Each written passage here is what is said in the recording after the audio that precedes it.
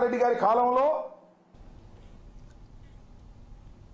రాష్ట్ర రోడ్లు భవనాలు సినిమాటోగ్రఫీ శాఖల మంత్రి కోమటిరెడ్డి వెంకటరెడ్డి లబ్ధిదారులకు చెక్కులు అందించారు. నల్గొండ తహసీల్దార్ కార్యాలయంలో కళ్యాణలక్ష్మి లబ్ధిదారులకు ఒక్కొక్కరికి 1,116 రూపాయల చొప్పున 117 చెక్కులను పంపిణీ చేశారు.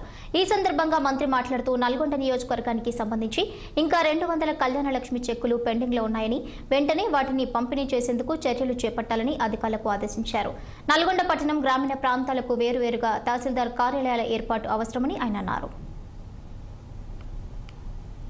కలెక్టర్ గారికి ఆదేశాలు ఇవ్వడం జరిగింది. ప్రపోజల్ పంపించమని.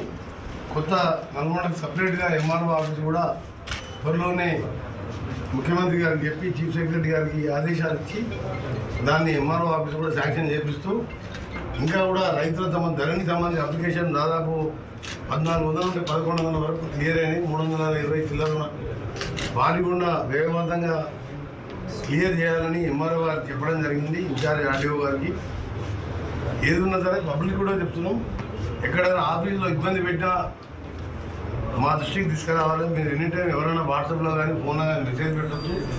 అధికారులకు కూడా చెప్తున్నాం, వచ్చే వారిని అంతా కూడా పేదవారు కానీ భూములకు సంబంధించి కానీ ఏమైనా ఇబ్బందులు ఉంటే వెంటనే పరిష్కరించే విధంగా రాగానే మనం కూర్చోబెట్టి పనిచేయాలని ఆఫీసు కూడా ఇప్పుడే 20 లక్షల రూపాయలు నా ఎమ్మెల్యే